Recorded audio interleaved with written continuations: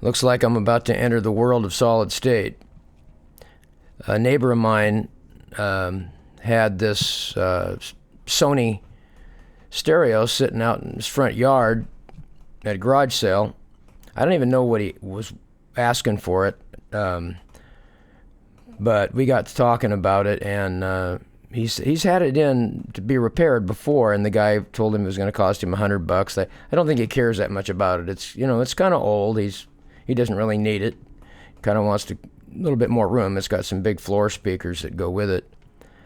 So anyway, I asked him if he didn't mind if I took a look at it and you know, get my learning curve going on solid state. So he said no problem. So the issue that it has is it goes into protect mode, and it's kind of random when it decides to do that. It'll play for a while and then bang, goes into protect mode. And on a Sony, protect mode shuts down the audio. And supposedly the reason why they call it protect mode is that you may have a short in a speaker or other issues, or something's getting overheated. So instead of frying something really expensive, it shuts down the audio. So I did a little research on YouTube, and lucky for me, Terry over at D-Labs was working on a similar type stereo with the same issue, and according to him, 90% of the time it's broken solder joints somewhere on one of the PC boards. And you know, it's possible that there's a blown transistor, but those are easy to check. And if you've got a multimeter, you can check those output transistors relatively easily. So that's what I was looking for.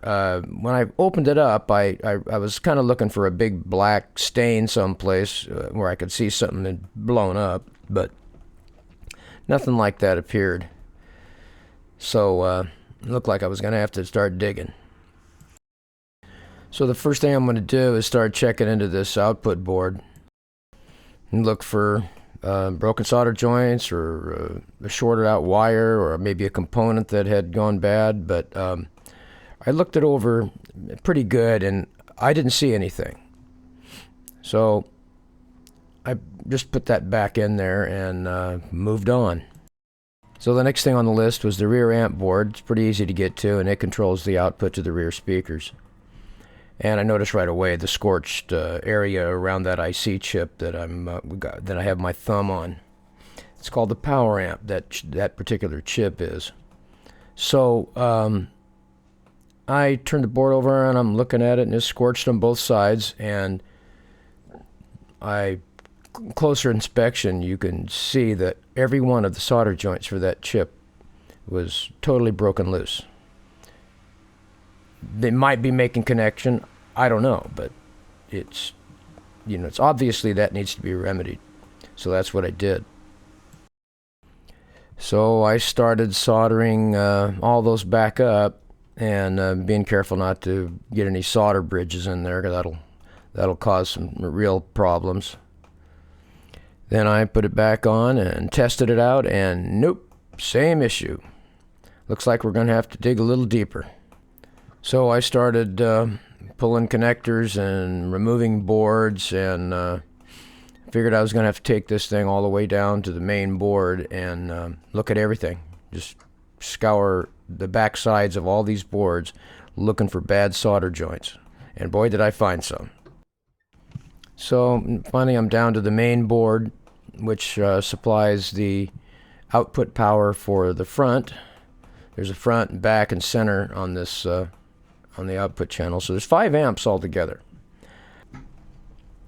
So it didn't take long, and I found the same type of thing I found on that rear amp board. I found the PC board was scorched, and sure enough, where it was scorched was 2 more of those IC chips that I found on the rear board.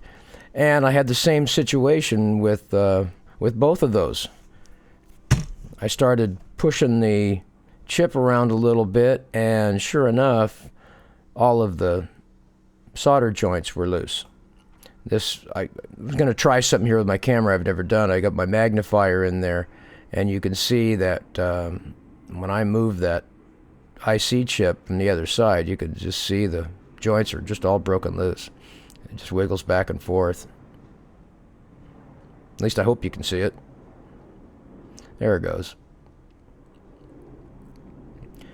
So start soldering. I have 2 of these to do. There's 15 terminals on each one of them.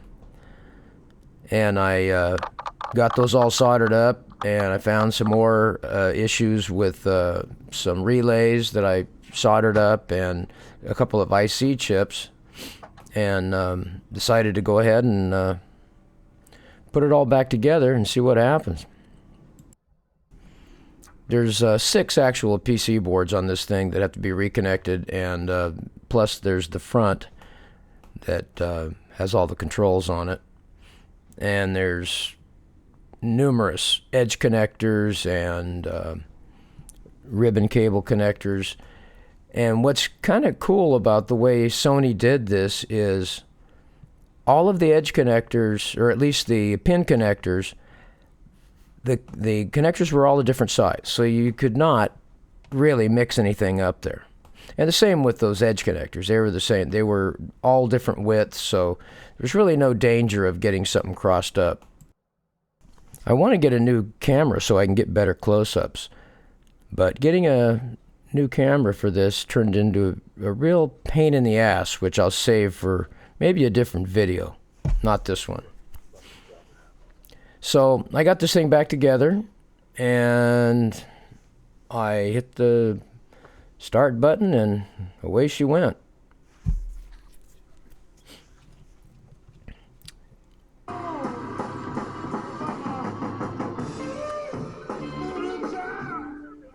So I checked out as much as I could. All the controls in the front seemed to work now. There was no, there was no weird issues like the speaker selector switch not working, and I let it play for probably 2.5, 3 hours without issue. So it looks like I must have found the right solder joint that was broken. So anyway, thanks for watching my venture into solid-state circuitry, and we'll see what I end up doing next.